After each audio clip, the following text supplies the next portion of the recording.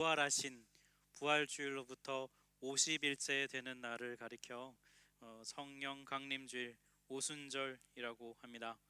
예수님께서 부활하시고 나서 이 땅에 제자들과 함께 얼마간 함께 계셨어요? 며칠간 함께 계셨는지 혹시 아시나요?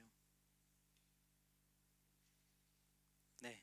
보통 숫자 퀴즈 나오면 40 뭐 이런 거 얘기하면 대충 맞습니다. 네, 성경에 40일간 함께 계셨어요. 그러고 나서 그로부터 10일이 지난 부활이 된 지 50일째 되는 날 오순절, 다락방에 모여서 기도하던 예수님의 제자들과 무리들에게 성령이 임하셨어요. 성령님이 우리에게 오신 것이 여러분에게 정말 기쁜 소식이신가요? 여러분 오늘 막 예배하면서 아마 오늘 너무 기뻐, 혹시 이런 분 계세요? 네. 성령이 우리에게 오신 것은요, 전 인류 역사에서 정말 획기적인 사건입니다. 구약 성경에서부터 그렇게 예언되었던 하나님의 영이 올 것이라, 나의 법을 너희 마음속에 두겠다 하신 그 일이 이루어진 날이기 때문이에요. 엄청난 전환점이 일어난 날입니다. 예수님이 이 땅에 오신 성탄절, 굉장히 기쁜 날이죠. 온 세상이 기뻐하잖아요. 거의 그것과 버금가는 기쁨이 사실 우리에게 있는 날이에요. 왜냐하면 예수님이 이 땅에 오셔서 이루신 구원을 실제로 나의 것이 되도록 해주시는 분이 바로 성령님이기 때문입니다. 예수님이 이 땅에 오셔서 십자가에서 죽기까지 순종하셨어요. 그리고 우리가 하나님하고 화해할 수 있는 구원의 길을 예수님이 열어주셨습니다. 그리고 부활하셨어요. 부활하셔서 죄의 권세를 이기고 승리하셨습니다. 이 십자가의 죽음의 구원과 또 부활의 죄에 대한 승리, 이걸 예수님이 이루셨잖아요. 이 이루신 이것을 실제로 나의 것이 되게 하는 분이 누구냐면 바로 성령님이에요. 이 비유가 좀 적절할지 모르겠는데, 여러분이 인터넷으로 물건을 사시잖아요. 그리고 돈을 지불합니다. 그러면 그 물건이 이미 값을 지불하였지만 아직 여러분의 것은 아니에요. 어떻게 해야 여러분의 것이 됩니까? 물건 안 시켜보셨어요? 배달이 와야 되잖아요. 이 좀 제가 이 비유하면서 좀 성령님께 죄송하긴 한데, 택배 회사 같은 분이에요. 다 이루어 놓은 거, 예수님이 이루어 놓으신 거를 실제 내 손에다 쥐어다 주시는 분, 네 거야 라고 확인해서 실제로 내 것이 되게 하시는 분이 바로 성령님이세요. 그런데 이 성령님이 우리에게 손에 쥐어주시는 선물 중에 가장 큰 선물이 뭐냐면 바로 자유함이라는 거예요. 오늘 말씀에서는 성령님이 나에게 주신 이 자유함이라고 하는 선물이 어떤 것인가에 대해서 우리에게 얘기해 주고 있습니다. 오늘 본문 말씀은 구약 성경 이사야서 61장 1절과 2절에 나오는 말씀이에요. 예수님께서는 당시 사시던 때 관습 따라서 안식일에 회당에 가셨습니다. 그리고 예언서 말씀에 두루마리를 펴셨는데 이사야서 61장 1절과 2절 말씀을 펴셨어요. 그리고 그것을 읽으시고 선포하신 것이 오늘 우리 본문 말씀이에요. 우리 18절 말씀을 같이 합독하겠습니다. 주의 성령이 내게 임하셨으니 이는 가난한 자에게 복음을 전하게 하시려고 내게 기름을 부으시고. 여기 지금 누가복음 4장인데 누가복음 앞에 누가복음 3장에 보면은 예수님께서 세례 요한에게 세례를 받으세요. 그때 누가복음 3장 22절에 보면 이렇게 말씀합니다. 성령이 비둘기 같은 형체로 그 위에 강림하였다. 예수님이 세례 요한에게 세례를 받고 나서 어디로 가시냐면 광야로 가십니다. 거기서 40일간 금식을 하시는데 그 부분에 대해서 누가복음 4장 1절은 이렇게 말해요. 예수께서 성령의 충만함을 입어 요단강에서 돌아오사 광야에서 40일 동안 성령에게 이끌리어, 이렇게 돼 있어요. 광야에서 예수님이 뭐 하셨냐면 금식하시고 마지막에 사탄에게 시험을 받으십니다. 그리고 나서 그 모든 걸 마치시고 다시 고향인 갈릴리로 돌아가실 때 누가복음 4장 14절은 이렇게 말씀합니다. 예수께서 성령의 능력으로 갈릴리로 돌아가셨다. 그러니까 누가복음은 우리에게 뭘 얘기해 주냐면 예수님이 메시아, 즉 구원자로서의 사역을 시작하실 때 성령으로 충만하셨다고 얘기합니다. 성령의 인도를 받고 성령의 임재를 누리고 성령의 능력으로 가득 차 있는 한마디로 예수님은 성령 충만하셨다고 성경은 말해줘요. 그래서 예수님은 이렇게 말씀하시는 거예요. 주의 성령이 내게 임하셨으니. 그러면 예수님이 성령으로 충만하신 목적이 뭐냐면 가난한 자에게 복음을 전하신다는 거예요. 여기 가난한 자는 헬라어로 프토코스라고 하는 단어인데요, 이게 어떤 뜻이냐면 정말 물질적으로 가난한 걸 말합니다. 누군가 먹을 걸 주지 않으면 굶어 죽는 그런 사람들을 프토코스라고 해요. 이 사람들은 어떻게 살 수 있습니까? 철저하게 타인에게 의존된 존재입니다. 한마디로 하나님의 공급하심에 온전히 의존된 존재, 그 사람들이 바로 프토코스예요. 이 가난한 사람들, 성경에서는 이 프토코스가 이런 걸 의미하지만 역시 동시에 하나님을 의지하는 사람들이라는 것을 뜻해요. 이들에게 여러분 복음, 즉 기쁜 소식은 무엇이 되겠습니까? 이들에게 먹을 걸 주는 사람이 있다. 이들이 살아갈 수 있도록, 가난에서 벗어날 수 있도록 도와주는 공급자, 구원자가 있다. 이것이 바로 기쁜 소식이죠. 예수님은 바로 당신 자신이, 성령 충만한 당신이 바로 그 구원자라고 말씀하고 계세요. 기름 부음 받았다라고 되어 있는데 이 말은 무슨 뜻이냐면 선택되었다는 뜻이에요. 가난한 자들에게 기쁜 소식을 전하는 구원자로 선택되신 분이 예수님입니다. 이 구원자로 선택되신 예수님은 그러면 구체적으로 어떻게 구원을 행하시는가, 이게 좀 우리에게 중요하잖아요. 18절에 이어서 나오고 있는데요, 우리 같이 한번 합독하겠습니다. 나를 보내사 포로된 자에게 자유를, 눈먼 자에게 다시 보게 함을 전파하며 눌린 자를 자유롭게 하고. 우선 예수님은 포로된 자를 구원하십니다. 포로에서 해방하여 자유를 주세요. 여기 포로된 자들은 누구냐면 죄의 지배를 받아서 죄의 포로가 된 사람을 말해요. 우리 성경에서 여러분 죄는 무엇입니까? 성경에서 말하는 죄는 뭐예요? 한 단어로 얘기하면, 우리 풍성함께 양육하는 분들이 대답을 해주셔야 되는데, 죄는 뭐라고? 불순종. 이거 얘기하려고 했을 거예요. 불순종.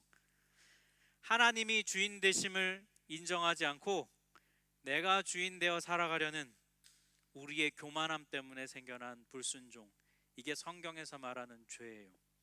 성경은 모든 사람이 태어나면서부터 이 죄의 상태에 놓여 있다고 말합니다. 그래서 어느 누구도 죄에서 자유하지 못해요.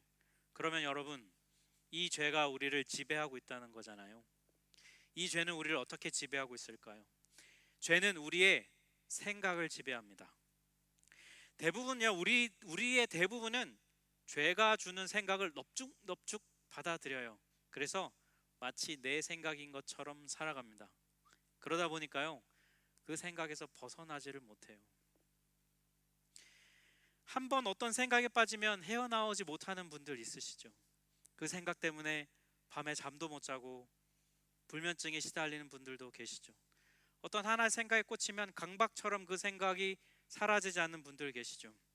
그때 여러분 깨달으셔야 돼요. 죄가 내 생각을 지배하고 있구나. 나도 이 생각을 바꾸고 싶은데 이 생각을 잘 안 바뀌어지는 분들 계시죠. 죄가 내 생각을 지배하고 있구나 라고 생각하시면 돼요. 죄는 또 우리의 감정을 지배합니다. 어떻게 감정을 지배하냐면 왜곡된 생각을 넣어줘서 왜곡된 감정을 가지게 해요. 감정을 막 충동질합니다. 그럼 우리는 어떻게 할까요? 우리는 분노하고요, 우리는 짜증내고요, 우리는 우울해해요. 우리는 미움의 감정에서 벗어나지를 못하는 것이죠. 그렇게 우울함과 분노와 짜증과 미움 속에 갇혀서요, 하루하루를 주어진 삶을 살아가는 거예요. 죄가 감정을 지배하면요. 죄는 또 우리의 의지를 지배합니다. 내가 이거 다시는 안 해야지, 이러지 말아야지 하면서 우리는 계속 그거를 반복해요. 죄가 시키는 대로 하면서 뭐라고 말하면 어쩔 수 없다라고 말합니다. 반복되는 실패를 계속 거듭하게 해서요, 죄가 우리의 의지를 지배하게 해서 결국 우리에게 뭘 가져다 주냐면 무기력한 삶을 가져다 줘요. 이건 내가 이길 수 없구나, 이건 내가 어쩔 수 없구나, 이렇게 좌절감을 갖도록 만듭니다. 그래서 죄에 항복하면서 삽니다. 술, 담배, 도박, 음란, TV, 음식, 게임 중독 여기 빠져서 어쩔 수 없다고 생각하며 살아가게 해요. 이게 죄의 지배 아래 사는 우리의 모습이에요. 그런데 성령에 충만하신 예수님은 우리를 이 죄의 집에서 벗어나게 해주신다는 거예요. 우리에게 그 성령이 충만하신 예수님은 우리에게 똑같은 성령을 우리에게 보내주셔서 그 성령의 능력으로 우리가 죄의 지배로부터 벗어나도록 해주신다는 거예요. 여러분 할렐루야. 네. 여러분 이 은혜를 꼭 여러분의 것으로 누리시기를 바랍니다. 두 번째로 예수님은요 눈먼 자를 구원해 주신대요. 그들이 다시 볼 수 있게 해주신답니다. 죄의 지배를 오래 받잖아요 여러분. 그러면 어떻게 되면 사람의 생각이 마비가 돼요. 생각이 마비가 되면 진리를 들어도 반응하지를 못해요. 여러분 말씀을 듣는데 아무런 깨달음도 없고 반응이 없다, 생각이 진리에 대한 감각을 상실하는 거예요. 그러면 진리에 대한 반응할 수가 없어요. 생각이 비진리로 가득 차 있기 때문입니다. 여기 보아야 할 것을 보지 못한다는 건 무슨 말이냐면 깨닫지 못한다는 거예요.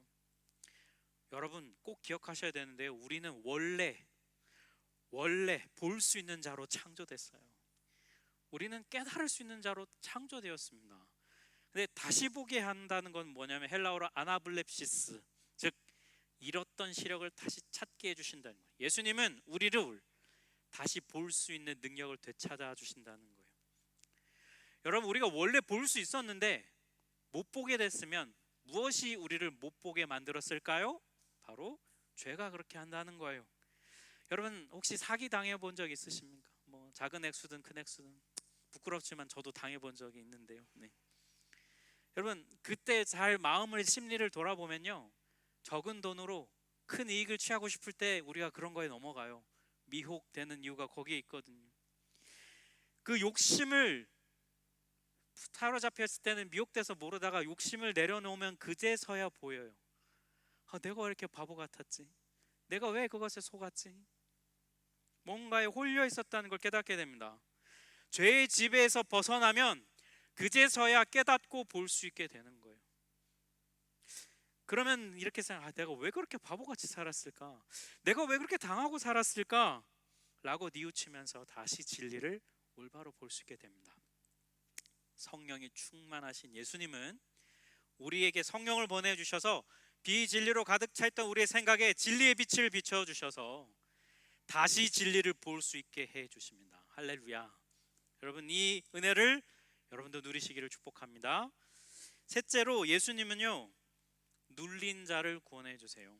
눌린 자들은 어떤 사람일까요? 이 문자적인 의미를 보면 사회적인 약자들이에요. 억압받고 고통받는 사람들입니다.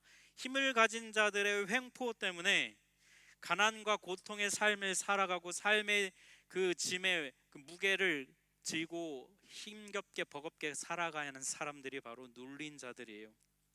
성령이 충만한 예수님은 그들에게 가셔서 선포하십니다. 네가 복이 있다. 수고하고 무거운 짐을 졌느냐? 내게로 와라. 내가 너희를 쉬게 해주리라. 예수님이, 성령 충만한 예수님은 그들에게 복음을 선포하세요. 그들이 지고 있는 인생의 짐으로부터 벗어날 수 있게 해주세요.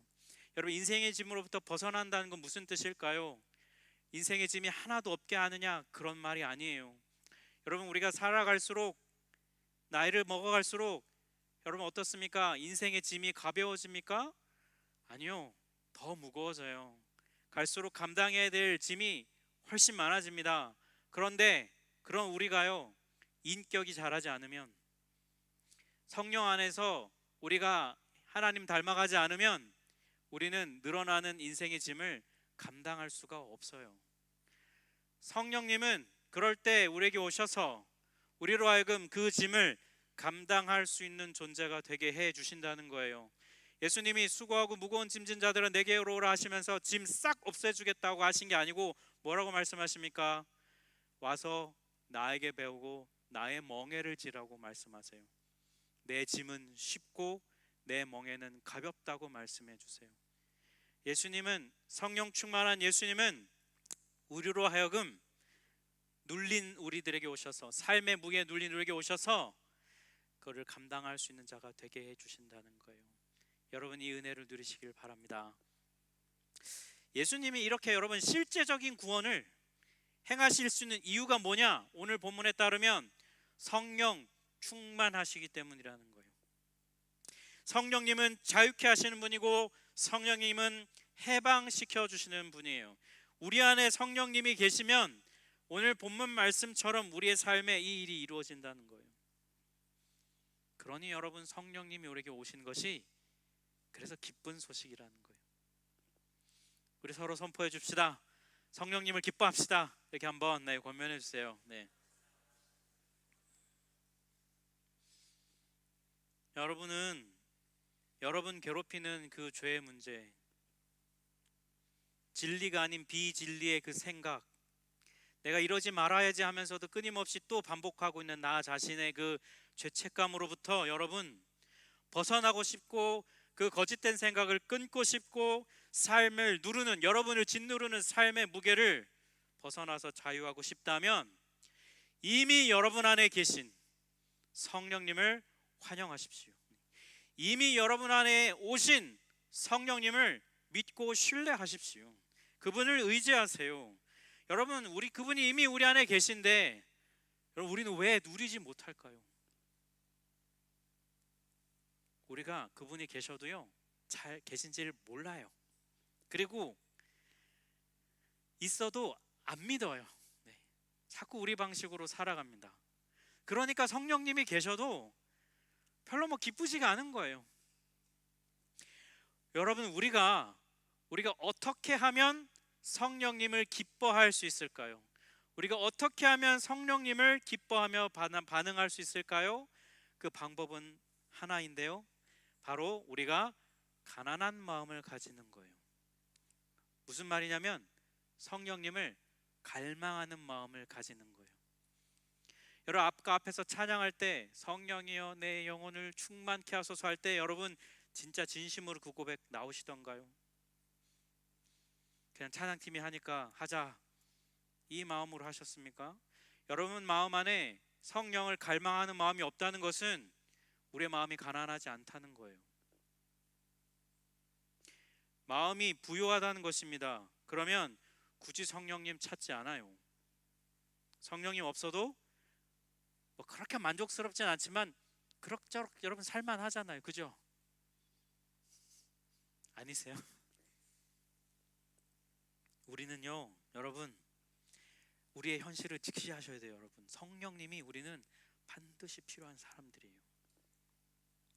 그런데도 성령님을 간절히 구하지 않는 이유는 뭐냐면 성령님이 아닌 다른 것으로 자꾸 우리 마음을 채우기 때문이에요.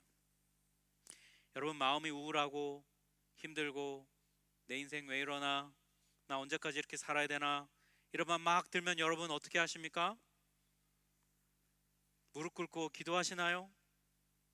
아니면 술 마시고 TV 보고 맛있는 거 먹고 사람 많아 수다 떨고 주무시나요? 여러분, 이렇게 하는 게 뭐냐면 내 가난한 마음을, 내 황폐해진 마음을 내 힘으로 부유하게 만드는 방법이에요. 처음엔 분명히 먹힐 겁니다. 근데 조금 시간 지나면 반드시 알게 되실 텐데요, 이건 나를 자유롭게 할 수 없다는 걸 반드시 발견하시게 될 거예요. 오히려 더 올가매고 하고 나면 더 허무해지는 자신을 발견하게 될 겁니다. 만족할 수 없어요. 우리는 그렇게 창조된 존재들이 아니거든요. 여러분, 왜 그런 상태에서 여러분 왜 기도하지 않으세요? 마음이 힘들고 어렵다고 하면서 여러분 왜 찬양하지 않으십니까? 왜 하나님을 갈망하고 구하지 않으세요? 여러분, 그게 우리의 유일한 방법인데 여러분 왜 그걸 하지 않으세요? 사람이요, 자기 자신에 대해서 정직할 때, 자기 영혼의 정직한 모습을 대면할 때, 그때 마음이 가난해져요. 근데 우리가 그런 거 싫어하거든요. 여러분, 여러분의 마음 안에 있는 괴로운 거, 생각 이런 거 여러분 꺼내놓고 앞에 보라고 하면 여러분 보실 수 있겠습니까? 여러분, 우리가 사진 찍고 많이 지우시잖아요. 왜요? 너무 나같이 나와서.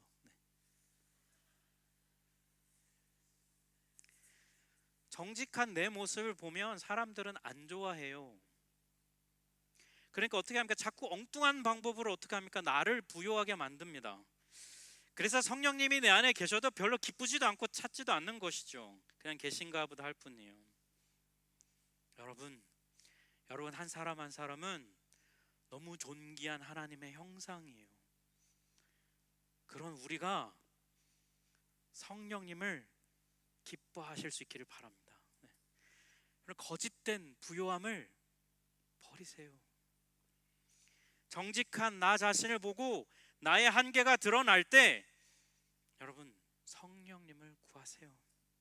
그분이 우리를 자유케 하시고 그분이 우리를 회복시켜 주신다고 약속하고 있잖아요. 네.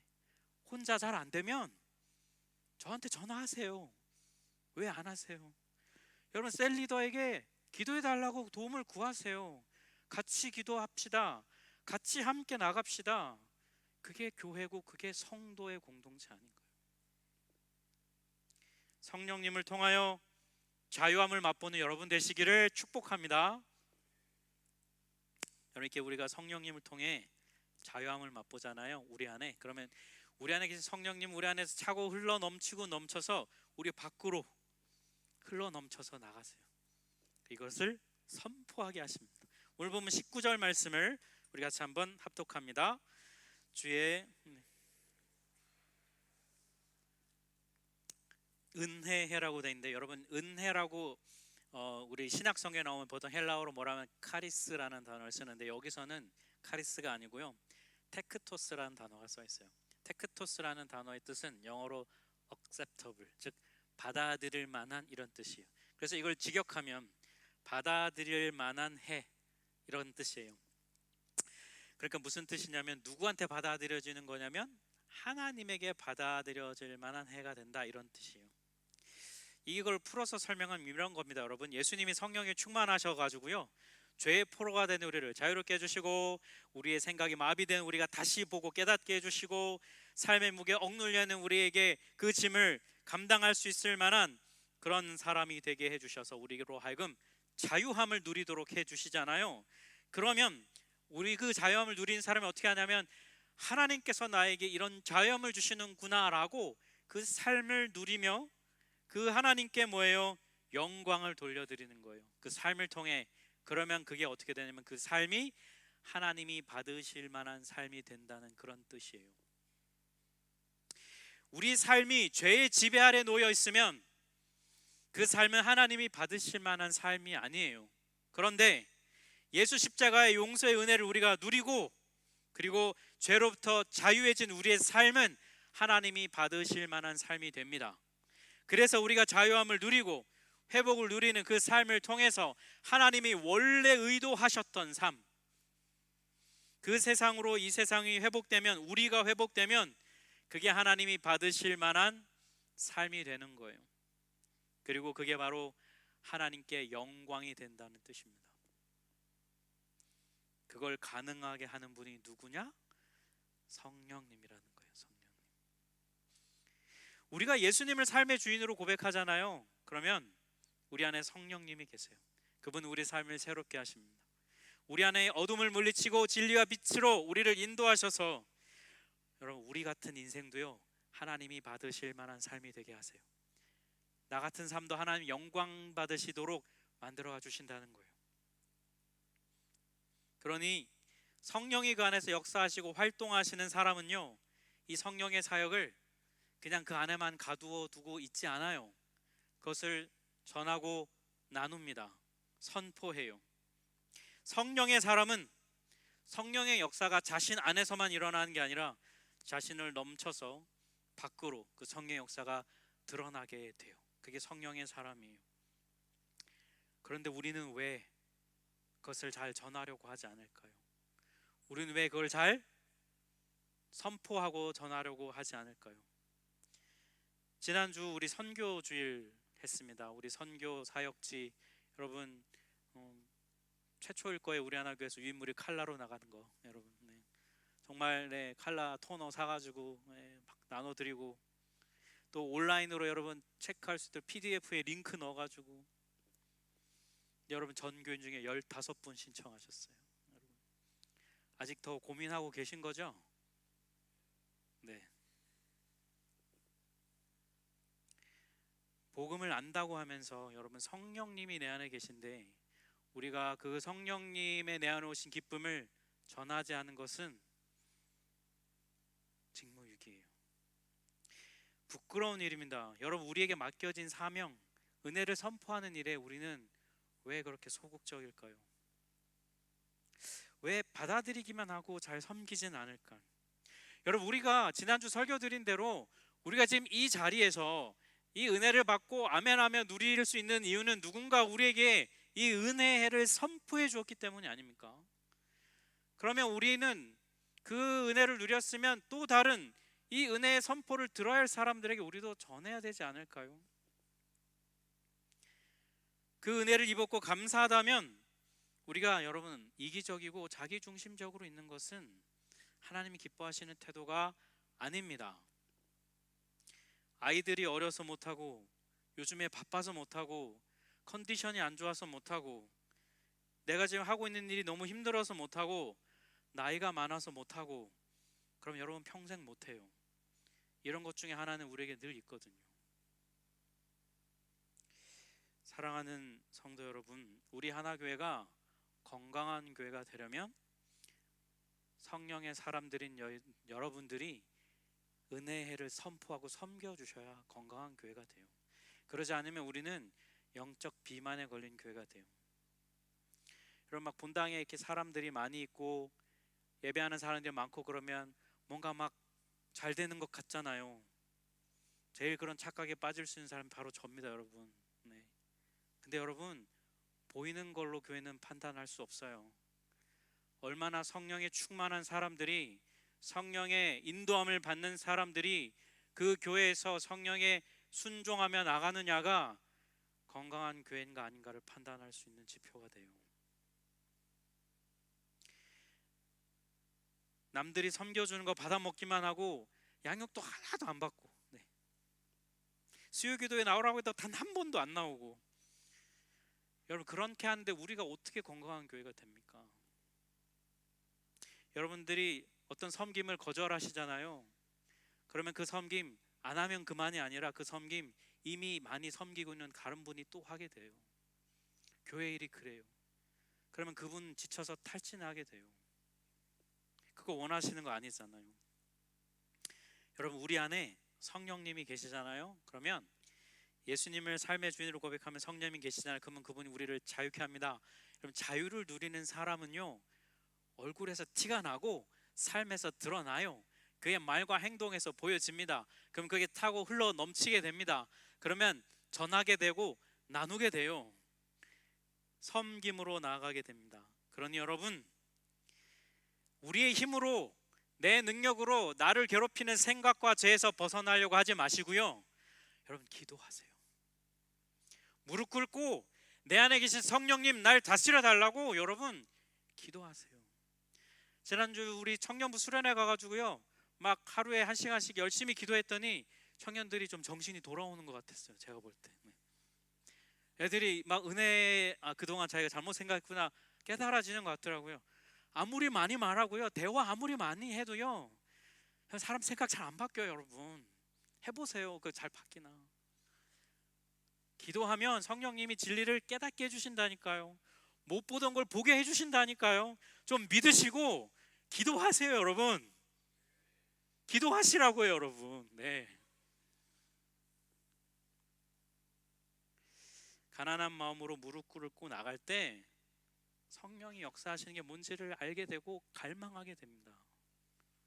성령님이 주시는 자유와 회복을 누리거들랑 여러분 혼자만 좋아하시지 말고요 나누세요. 해보니까 좋더라. 필요한 사람들이 있습니다. 제발 섬김의 자리로 나가세요. 선교 사역에 여러분 함께 하세요. 그렇게 해야 여러분 우리 하나교회가 하나님 받으실 만한 교회가 돼요. 고린도후서 3장 17절에 이렇게 말씀합니다. 같이 한번 합독합니다. 주는 영이시니 주의 영이 계신 곳에는 자유가 있느니라. 네. 성령의 사람은 자유예요. 죄가 시키는 대로 굴복하지 않아도 돼요. 내 안에 오는 부정적인 감정과 생각들, 그것 때문에 어쩔 수 없이 질질 끌려가지 않아도 돼요. 거절할 수 있습니다. 끊어낼 수 있습니다. 성령의 능력에 입사하면 세상의 것들을 얽매이지 않습니다. 그리고 자유함을 맛본 사람들은요, 그것을 전하게 돼요. 오늘 이 자리에 예배하는 여러분이 이 진리를 누리시기를 축복합니다. 성령 강림 주일에 우리에게 오신 성령님을 기뻐하고 나누며 전하는 여러분 되시길 주님의 이름으로 축복합니다. 함께 찬양하겠습니다.